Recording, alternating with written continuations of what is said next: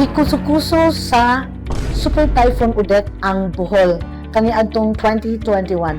Ug karon padayon ang ato ang pagpaningkamot nga mabalik ang atong industriya sa Bohol gikan sa 3 milyones ka mga lubhi nga natumba niadtong panahona.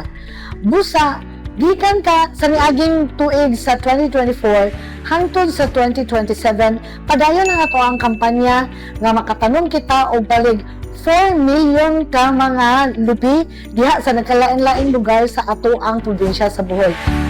Maayong adlaw mga kaigsunan kong Bulanon, nakita kiron sa ato ang nursery. Kini nga nursery, musulod na siya og 120,000 seedlings. Kanya gidumala na siya sa San Pascual's Coconut Farmers Agriculture Cooperative. Private na siya nga farm, girintahan sa San Pascual's Cooperative.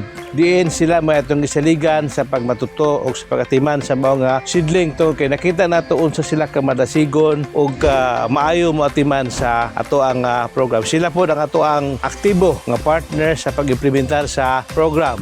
Kini siya usa sa ato mga nursery nga ilalom sa Coconut Hybridization Program nga mao ni siya ato ang iapod-apod para sa ato ang mga mag-uuma nga Bulanon. Kini nga lubi, bye-bye tuloy siya, pinakagwapo ni siya nga variety sa lubi mga atong padaghanon din sa atong probinsya. Mamayang adlaw sa tanan. Ako di ay si Joel Otero, chairman sa San Pascual Coconut Farmers Agriculture Cooperative na dinahimutang sa Barangay San Pascual, Ubay, Bohol.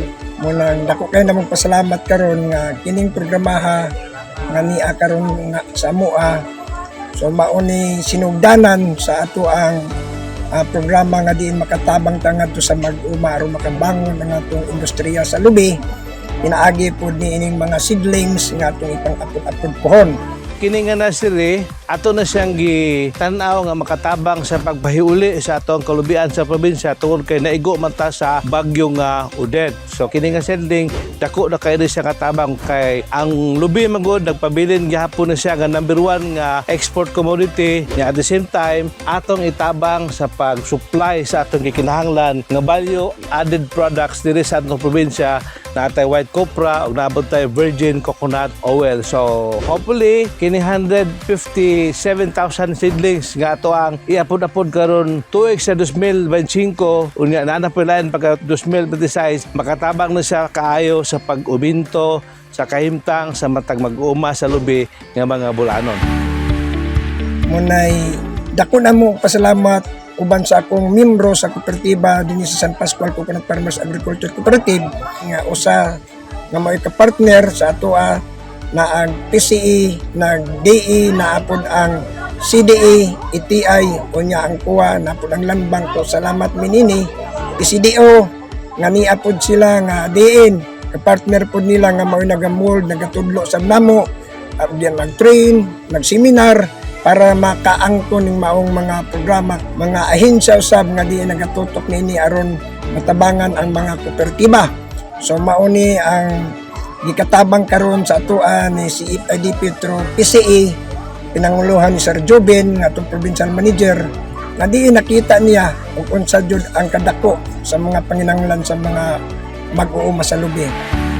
Among kinasing-kasing pasalamat sa San Pascual Agricultural Cooperative nga sila madasigon o maabi-abihon kayo nga midawat ug misanong nga mo implementar ani nga program kay dili man magmalampusan ang Philippine Coconut Authority kun sila dili pod kinasing-kasing nga modawat nini usab sa atong mga partner agencies sa Provincial Agriculture sa Office sa Bohol sa ato ang uban nga mga ahensya sa kagamahanan nga mo nakiglambigit alang sa kalampusan sa ato ang programa nga gi-implementar alang sa pagpahiuli sa ato ang industriya sa lubi at the same time magkahatag og balawtayon nga kapinabuhian para sa ato ang mga mag-uuma nga Bulanon dinhi sa probinsya sa Bohol.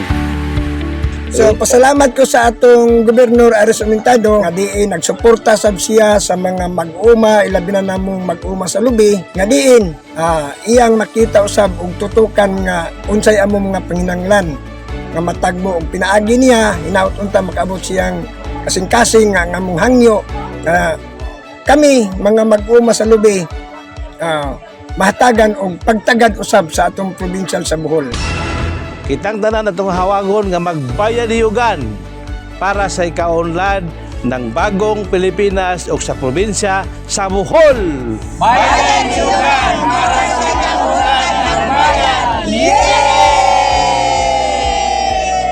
Ug para mananon na kita og mga lupi sa atoang kaumahan para ato masuportahan ang atong mga kaigsunan tanan ug mulambo ang atoang ekonomiya alang sa atoang kaugmaon nga tanan.